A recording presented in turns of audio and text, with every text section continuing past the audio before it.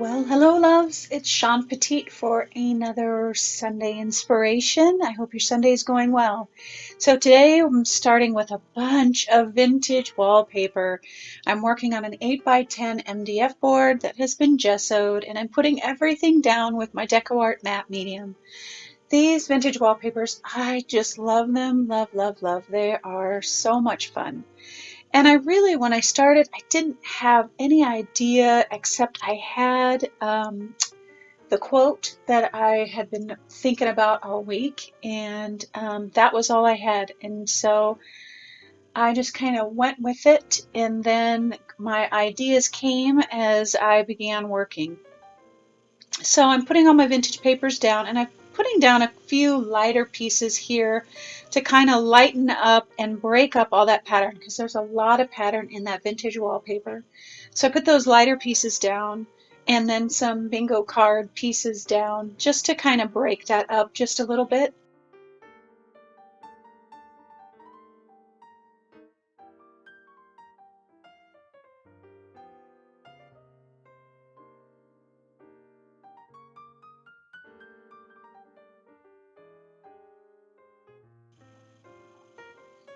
So now that I've got everything down, I am working with Deco Art Fluid Acrylics and Deco Art Chalky Gesso, which is I'm just experimenting with. I just got it, and I'll give you the reviews and everything on it. But so far, I'm loving it, and I'm using it as my white. And since it's gray, I'm using it more like I would use a black, just for um, some difference, some depth, some contrast, that kind of thing. So I'm just finger painting, and I am dipping my fingers into the fluid acrylic and into that chalky gesso at the same time to get some variation and some modeling as I put the color down. And now I am kind of formulating, I'm suddenly getting my ideas. So I'm creating some sky and some in between and some grass and different things like that with just the finger painting. Then I'm pulling it back with my paper towel, and it creates this wonderful light, kind of a hazy look, and I just love it. And I'm working really hard to try and let all of those vintage papers show through.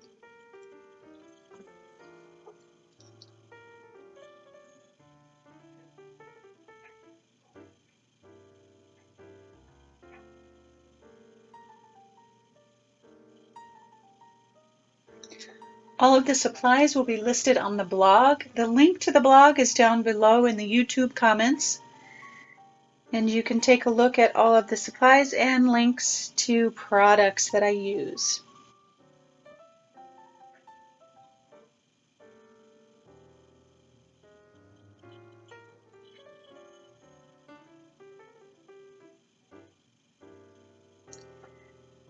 So there's a few areas that felt a little dark, and I just sprayed them with alcohol and ran back over across it with paper towel and my rag, and it just lightened right up and let just the right amount of that wallpaper, vintage wallpaper, to show through.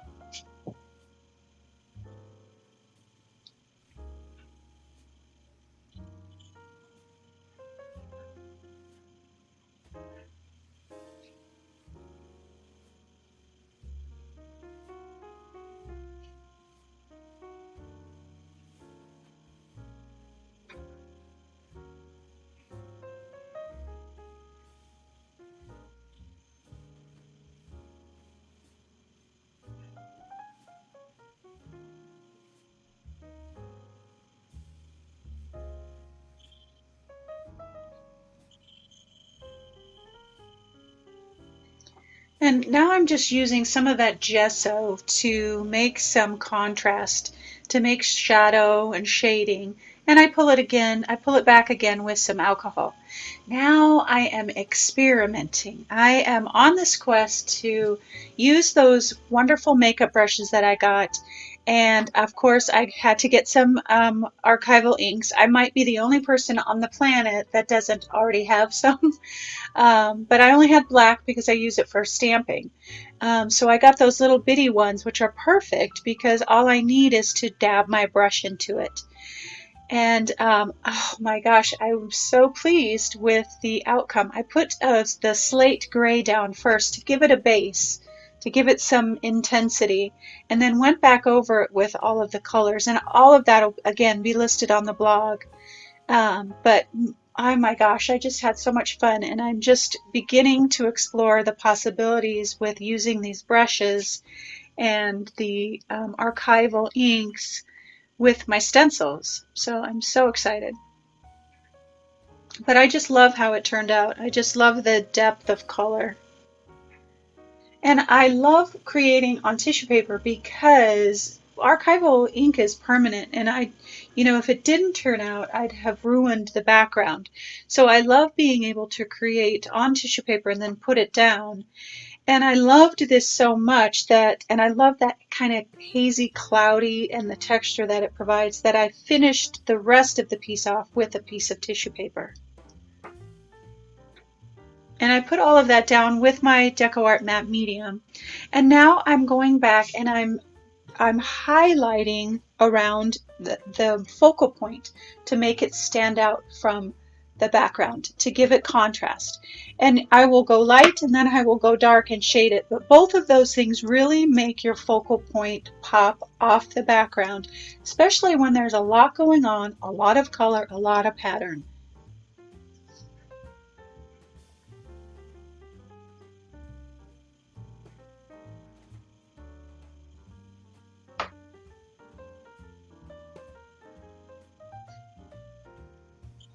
I'm using the same chalky gesso that I used on the piece to highlight around that. It's just watered down with water.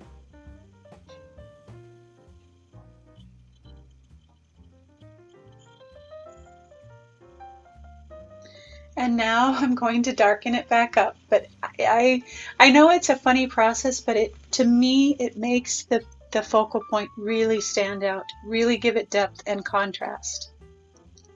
I'm using a Gemeral's charcoal pencil in extra soft.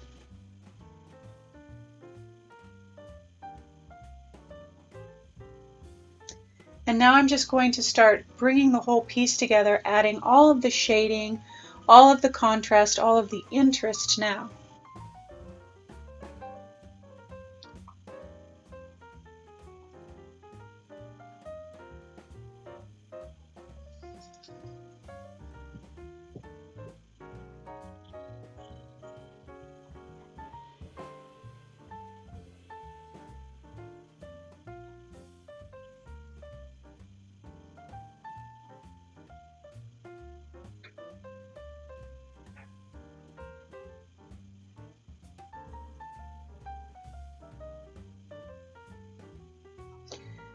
And so I'm just kind of doodling. I'm kind of just fiddling around, I guess you could say, until I feel to where the next step is going to happen. And each time I do something, it spurs me on to the next step. So I drew the lines across the top, and I'm taking that same kind of whitewash and pulling it back so that I don't hide the layers underneath. But I wanted them to be like strands of bulbs for light coming from the sky. And I was initially going to put marks, those drop marks at the bottom, and I thought, it's like rain, kindness like rain, nourishing the earth. I mean, I love it when it's like, oh, everything kind of comes together all at once. And so that's my scribble mark stencil. And the flower stencil is the messy flower stencil. And of course, those will be listed in the supplies. And I'm pulling back some of that paint because I wanted it to be really soft. The piece was really soft. The inks, the background were just really soothing. And so I didn't want anything to be too jarring or too strong. I wanted it to be really soft and soothing.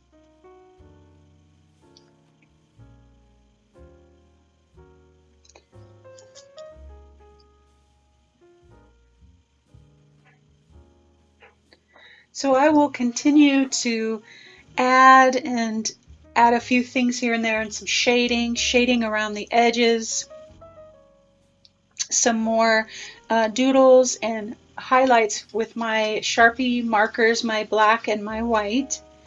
And then off camera, I actually added some splashes. I finished the video, was editing, had taken all of my pictures, and then realized that it needed just a tiny bit more color. So I went back to the table, added some splashes of color, and then knew that it was done.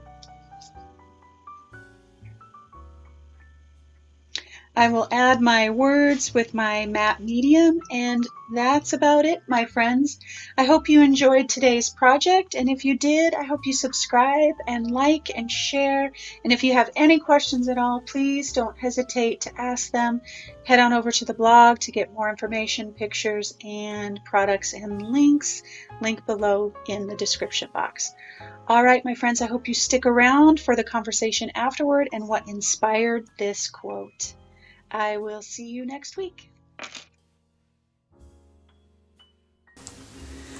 Well, hello, lovies, and happy Sunday to you. This just is so soothing. The colors, how they blended together, the image with the archival inks, and the vintage papers are like, showing through just perfectly all over the place. I just love, love, love it.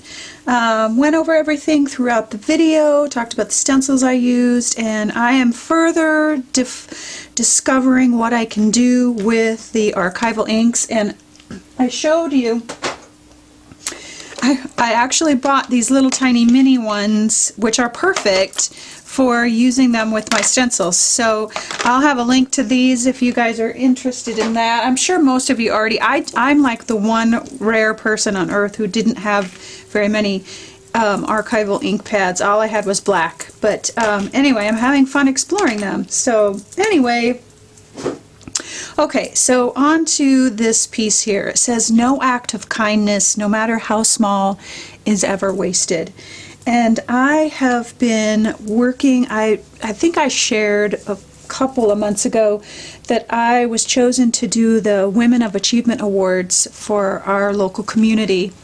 And it's quite an honor. And I, in the process, got the nomination letters for the winners and got to read through their stories and how they were nominated. And it was truly, truly humbling what these women have done and are doing. And the diversity of all the women is just incredible. Just their different backgrounds and where they're from, and how many are immigrants who are now helping other immigrants. And I mean, the stories are vast and incredible.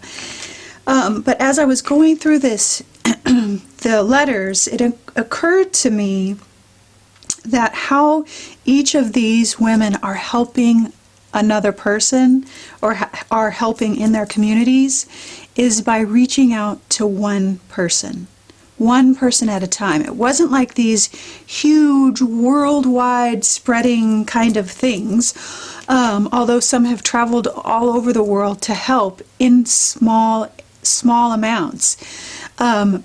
That each of these small acts are changing their communities and therefore then changing outer communities and so on and so on. And I just really was absorbing all of this, because sometimes I think we all can feel like, well, what can I do? Or I'm just one person, or, you know, what I have to offer isn't much. And these letters really confirmed to me, it was such an encouragement to me, that we can do amazing things in our communities, within our friend groups, within our videos, within our art, that encourage and uplift each other one person at a time. That's all it takes to start change and to make a difference in one person's life, even if that's all that we ever did. If that's all I ever did was make a difference in one person's life, wouldn't it be worth it? It would be so worth it. And so I wanted to encourage you today that no act of kindness, no matter how small, it's not wasted. And we will never, ever know, I think, in our lifetimes when we are working outside our comfort zones to encourage others, just how far-reaching that is, how far it will go, how it will, I mean, it can change generations, and we will never see that. When we extend kindness to someone who's not seen kindness, they then in turn do the same, or they do that for their children or whomever. And it's just so, sometimes it's unfathomable to think how one life, how reaching out to one life, to one person, to one soul can really change so many people. And we never really actually get to see that.